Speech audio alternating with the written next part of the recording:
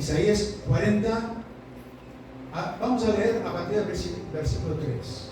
Dice así: voz que clama en el desierto, preparad camino al Señor, enderezad calzada en la soledad a nuestro Dios. Todo valle se ha alzado, y bájese todo monte y collado, y lo torcido se enderece, y lo áspero se allane.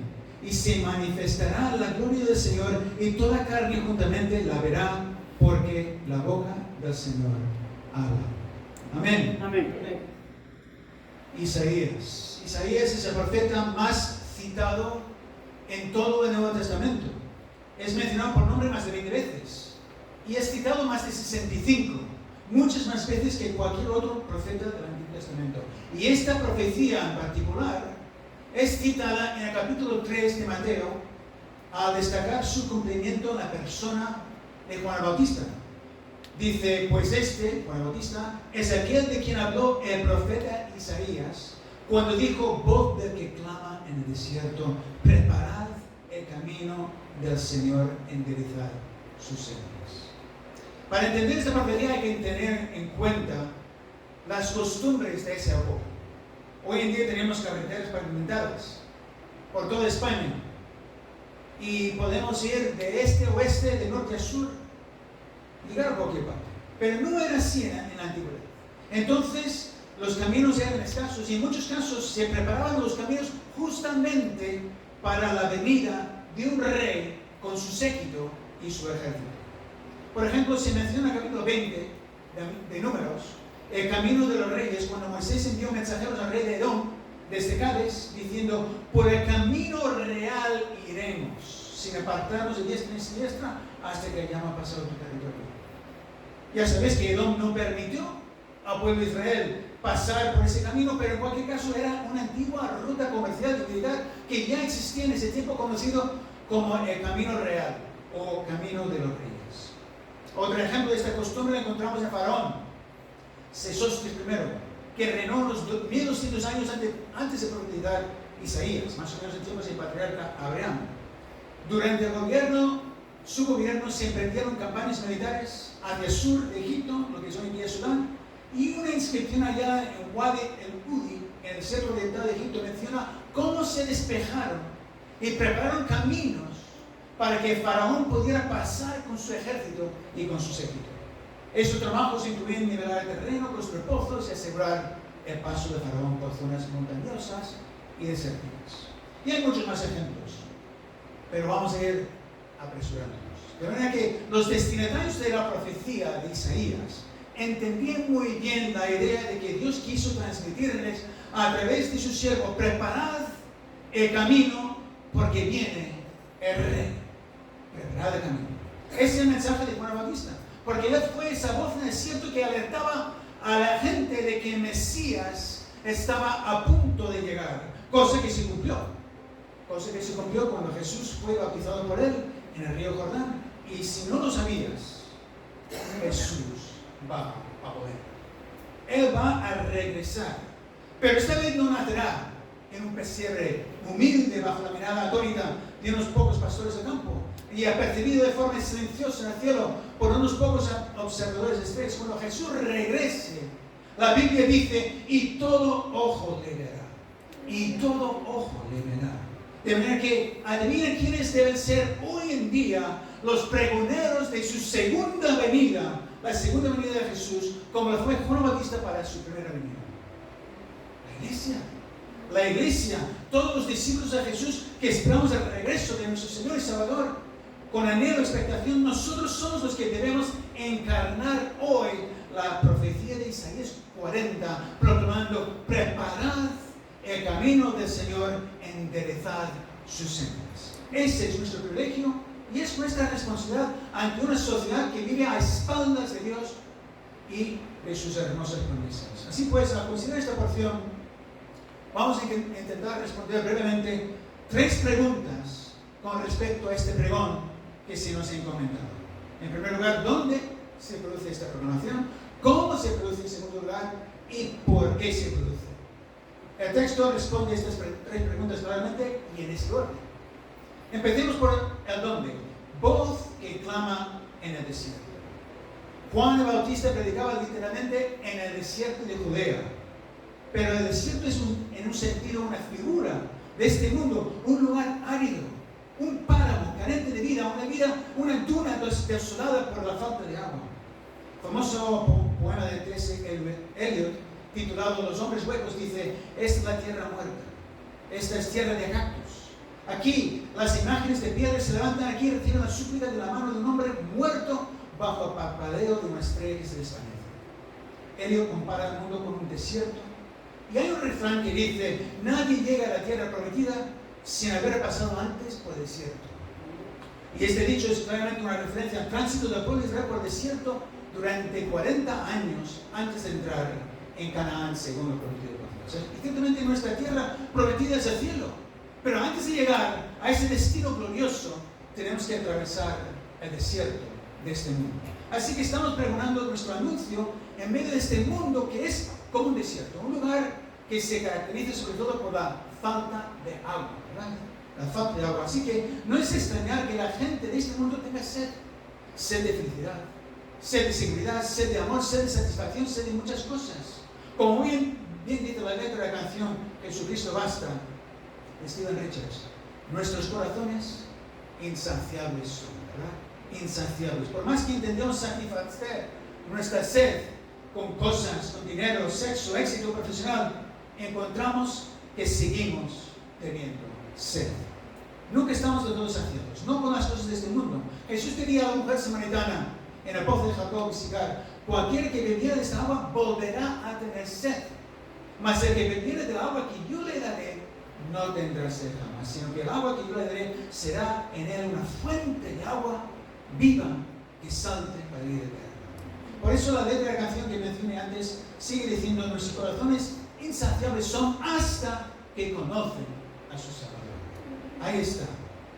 El matemático, filósofo y teólogo francés Blaise Pascal llegó a decir: en el corazón de todo hombre existe un vacío que tiene la forma de Dios. Este vacío no puede ser llenado por ninguna cosa creada, sino que únicamente puede ser llenado por Dios, al cual podemos conocer mediante Cristo Jesús. Qué verdad tan grande. Por eso leemos en el capítulo 7 del Evangelio: en el último y gran día de la fiesta, Jesús se puso en pie y alzó la voz diciendo: si alguno tiene sed, venga a mí y beba. Venga a mí y beba. Jesús es el único. Es el único que puede saciar el alma humana con el agua de su presencia, con el agua de su salvación, con el agua de su amor. Los que hemos bebido de esa agua podemos dar testimonio de esta verdad tan sublime, tan hermosa, porque ya no necesitamos buscar satisfacción en ninguna de las cosas que ofrece este mundo. Nuestra alma queda satisfecha con el agua que Jesús nos ha dado de beber. Y si me dices que sigues teniendo sed de algo que está fuera de lo que Jesús te ofrece, te preguntaré: ¿de verdad eres cristiano? ¿De verdad lo eres? Permíteme dudarlo, porque es normal que la gente de este mundo tenga sed y busque saciar su sed con cosas materiales, con placeres mundanos y con cosas prohibidas por Dios en su palabra. Por eso los cristianos somos llamados a ser una voz que clama en el desierto para alertarles de la llegada del reino de Dios y animarlos a formar parte de él. Pero si los propios cristianos somos los que viven insatisfechos, buscando satisfacer su sed en las cosas de este mundo, entonces es normal que la gente de allí fuera no nos crea cuando decimos que conocemos a aquel que es la fuente de agua. Vivimos en este desierto, pero no somos de aquí, hermanos. Porque como dijo Jesús a Nicodemo, hemos nacido de nuevo. De cierto te digo que quien no naciere de agua y del Espíritu no puede entrar en el reino de Dios. Todo aquel que es verdadero discípulo de Jesús ha nacido del agua ofrecida por él. El Espíritu Santo ha venido a morar dentro de él o ella para convertirlo en un templo viviente, un oasis en medio del desierto de este mundo. Así es que clamemos. Voz que clama en el desierto. Y clamar no es solamente hablar en voz baja, es lo contrario de susurrar. El profeta está hablando de gritar. Gritar a voz en cuello, de proclamar con desesperación, de exclamar con toda nuestra alma. Porque los cristianos tenemos un mensaje para este mundo y no nos podemos callar. Tenemos que pregonarlo en voz alta y clara. Seguimos la primera pregunta y dice la siguiente parte del versículo: enderezad calzada en la soledad a nuestro Dios. El desierto es ya de por sí un lugar solitario, pero me llama la atención que el profeta Isaías destaque la soledad de forma específica. Porque curiosamente, aunque en este mundo vivimos en una era hiperconectada, con redes sociales y tecnología que nos permiten estar en contacto constante con quien queramos, mucha gente se siente más sola que nunca. Mucha gente se siente más sola que nunca. La soledad es un problema grave. Hoy en día, en pleno siglo XXI, y cada vez más reconocido como tal. Aunque tradicionalmente se ha asociado la soledad con personas mayores, hoy afecta a todas las edades, especialmente a los jóvenes. En España, un estudio reciente reveló que el 13,5% de la población sufre soledad crónica. 13,5%. Y hasta el 70% ha experimentado soledad no deseada en algún momento de su vida. La soledad no deseada no solo tiene impacto emocional, sino que también tiene consecuencias. La salud física y mental, como el aumento de riesgo de depresión, ansiedad o incluso enfermedades cardiovasculares. De manera que la soledad es un problema grave. Hoy en día, a pesar de todos los chismes tecnológicos a nuestro alcance para aliviar el problema. Pero es que la solución no está en la tecnología. La solución a la soledad tampoco está en el matrimonio, ni en ninguna relación humana. La verdadera solución a la soledad está en Dios. Está en Él. Os voy a contar algo personal. Recuerdo que en mi juventud yo luché mucho con la soledad. Y al tener un carácter muy introvertido y tímido, por más que quisiera hablar con otras personas, sobre todo con chicas, me resultaba muy difícil. Así que yo seguía en mi soledad, deprimido y apático, hasta que en el segundo año de la universidad tuve mi encuentro personal con la persona de Jesús a través de la lectura del Evangelio de Marcos. Entonces de repente la soledad me abandonó la soledad, y la presencia del Espíritu Santo me llenó por completo. ¡Qué cambio más drástico! Fue como pasar de la noche al día, de la negrura a la luz, de la tristeza al gozo.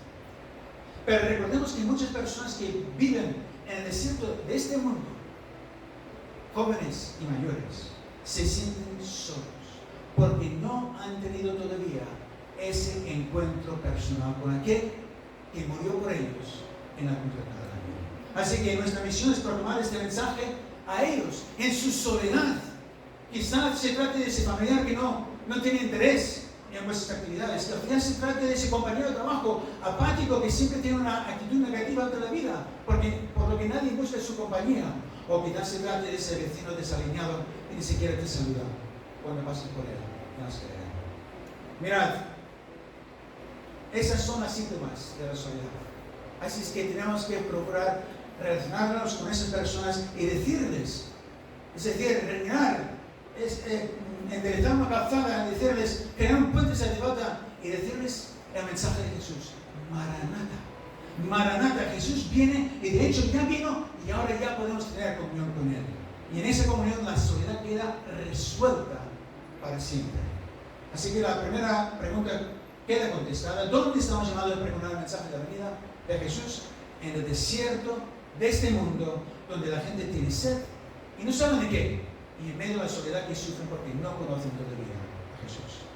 Pasemos a hacer una pregunta. ¿Cómo debemos pregonar el mensaje? Hemos leído: preparad camino al Señor, enderezad calzada en la soledad de nuestro Dios, todo valle sea alzado y bájese todo monte y collado, y lo torcido se enderece y lo áspero se allane. Aquí se mencionan 4 acciones que debemos llevar a cabo para preparar el camino para la llegada del Señor. Todo valle sea alzado, dice en primer lugar. Claro, cuando venía a correr, con su séquito se debía llenar cualquier valle, entre 2 montes, o incluso construir un puente. a fin de que la compañía no tuviera que bajar hasta abajo del valle y volver a subir por otro lado. La idea es de preparar el camino para que sea totalmente llano, sin valles por los que atravesar. Y cuando contemplo la sociedad en medio de la cual vivimos, veo un gran valle. Veo el valle de la incredulidad. Mirad, mucha gente no cree que la Biblia sea histórica. No cree lo que dice. Se cree que son cuentos de hadas, que no tienen ninguna historicidad. Los escépticos, por daros un ejemplo, durante un tiempo dudaban de la existencia histórica de Poncio Pilato, el gobernador romano que presidió el juicio de Jesús. No había evidencia arqueológica que confirmara su existencia. No había hasta 1961. Ese año, en las ruinas del antiguo teatro de Cesarea Marítima, los arqueólogos descubrieron una piedra caliza con una inscripción latín que menciona explícitamente a Poncio Pilato, prefecto de Judea. Así que este hallazgo no solo validó su existencia, sino que también confirmó su título y su rol en la región. Así que, ¿cómo puede la gente decir que la Biblia no es histórica? ¿Cómo puede pensar que solo son cuentos sin hechos que lo fundamentan? El apóstol Pedro dice, porque no os hemos dado a conocer el poder y la venida de nuestro Señor Jesucristo siguiendo fábulas artificiosas, sino como habiendo visto con nuestros propios ojos su majestad. Pedro fue testigo ocular de los milagros que se relatan en los 4 evangelios. ¿Por qué no le vamos a creer? Pues por eso, por la incredulidad de la gente. Así pues, nuestra tarea, hermanos, es de rellenar esos valles de incredulidad con nuestra fe, declarando la veracidad de la palabra de Dios con todo el denuedo y gritando a los 4 vientos que Cristo viene pronto para buscar su iglesia. En segundo lugar, Isaías dice, y bájese todo monte y collado. Claro, al igual que se debe subir todo el valle, también se debe reducir toda altura para que el camino sea llano. Y claramente esta es una referencia al orgullo y la soberbia humana, porque el hombre cree saber más que Dios mismo. Permíteme un ejemplo sencillo y rápido. Dios dice en Deuteronomio, cuando sities a una ciudad, peleando contra ella muchos días para tomarla, no destruirás sus árboles metiendo hacha en ellos. Dios nos instruye a tener respeto por la naturaleza y en particular por los árboles. ¿Pero qué ha dicho el hombre? Si necesitamos madera para construir casas, vías ferroviarias, fábricas, hacer papel, hemos talado todos los árboles necesarios. La deforestación se convirtió en un problema ambiental serio a partir del siglo XIX, cuando la tala masiva de bosques se aceleró con la industrialización y la expansión agrícola. Hoy en día, la deforestación sigue siendo un problema grave a nivel mundial. Pero hay intereses económicos por el medio. Y ahora que el daño está hecho, no es tan sencillo repoblar los bosques. Y Dios mira desde su trono en el cielo y dice a este hombre tan sabio, tan inteligente, tan listo, como dijo a Job, ¿dónde estabas tú cuando yo fundaba la tierra? ¿Dónde estabas tú? ¿Acaso no sabe Dios qué es mejor? ¿Por qué? ¿Por qué nos creemos tan listos, tan avanzados, tan civilizados? Mira hasta dónde nos ha traído la inteligencia humana, hasta la ruina de este hermoso planeta y de todo cuanto hay en él. Hasta se está planteando buscar un planeta B. Un planeta B, para que lo podamos explotar también y destruirlo. ¿Hasta dónde llegará la soberbia humana? Así que haremos bien en bajar todo el monte y collado de orgullo humano. Pregonemos con autoridad la sabiduría de Dios. Y como dice el apóstol Pablo a los Corintios, luchemos derribando argumentos y toda altivez que se levanta contra el conocimiento de Dios. En tercer lugar, el profeta dice, y lo torcido se enderece. Es decir, el camino no solo debería ser allanado, sino también enderezado. Y esto me hace pensar en lo torcidos que pueden ser nuestros caminos. Hay un camino en San Francisco que tiene fama de ser la calle más sinuosa del mundo. Es un tramo de la calle Lombard y tiene 8 curvas en tan solo una manzana. Seguro que lo has visto en alguna película, porque es muy conocida. Sin embargo, mucho más torcidas pueden ser nuestras vidas. Dice el profeta Ezequiel al pueblo de Israel: cuán inconstante es tu corazón, dice Dios el Señor. Y si esto es cierto con respecto al pueblo escogido, también lo es con respecto a la humanidad entera. Pero fíjate, la Biblia no cambia con el tiempo. Lo que era verdad hace 2000 años sigue siendo verdad hoy. Y lo que estaba mal entonces sigue estando mal hoy. Y lo que Dios aprobaba entonces lo sigue aprobando hoy. Así que enderecemos primeramente nuestra propia vida para que se ajuste a la voluntad de Dios, y con nuestro ejemplo llamemos a los demás a hacer lo mismo. Este fue el llamamiento de Juan Bautista a la sociedad de su tiempo: arrepentíos. Arrepentíos porque el reino de los cielos se ha acercado. Y aquí la palabra arrepentirse no significa solo sentir pesar por algo o dicho, sino que el vocablo original griego significa cambiar dirección.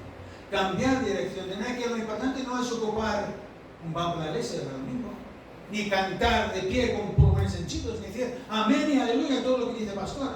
Todo eso está bien, siempre y cuando hay detrás una vida consagrada a la voluntad recta de Dios, cueste lo que cueste.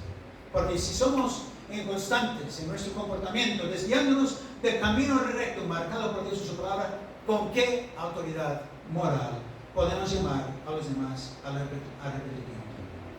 Lo torcido se enderece.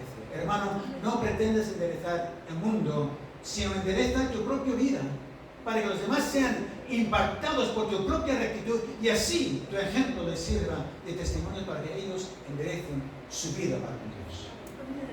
En último lugar, el profeta Isaías dice: y lo áspero se alivia.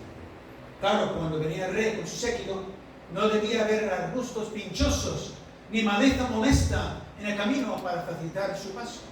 Y a veces puede haber en nuestra vida comportamientos pinchosos o actitudes molestas que impiden la bendición en nuestra propia vida y en los demás. Quizás, no sé, no prestemos suficiente atención a alguien cuando nos esté hablando. O quizás hablemos a gritos en vez de usar un tono comedido y agradable. O quizás hablemos de los defectos de personas ausentes, con lo que las personas presentes saben que hablaremos de ellos cuando ellos estén ausentes. O quizás siempre esperamos a que los demás paguen la cuenta cuando tomamos algo juntos. O quizás no estemos disponibles cuando alguien nos necesita. O quizás decimos que vamos a orar por alguien y luego no lo hacemos. O quizás hagamos bromas de mal gusto dejando mal a alguien en el proceso. O quizás tengamos siempre una actitud negativa, chafando el globo a los demás. O quizás no nos levantemos en el metro o el autobús para dejar el asiento a alguien mayor, a una mujer embarazada. El apóstol Pablo dice a los filipenses: vuestra gentileza sea conocida de todos los hombres, y no hay motivo, el Señor está cerca. El Señor está cerca, ahí está, el Señor está cerca, por lo que lo áspero se debe allenar. Que no haya ninguna aspereza en nuestra vida que impida la llegada de la presencia y la bendición de Dios. Así que ya hemos visto las 4 maneras de cómo debemos proclamar el mensaje profético y escatológico de la segunda venida de Cristo. Pasemos a la última pregunta. ¿Por qué? ¿Por qué debemos proclamar este mensaje? Isaías dice: y se manifestará la gloria del Señor, y toda carne juntamente la verá. Toda carne la verá. Me recuerda lo que dice Juan en Apocalipsis: y todo ojo le verá. Se trata de una manifestación universal de la gloria de Dios. De manera que es importante que la gente sepa que Dios va a manifestar su gloria de forma global.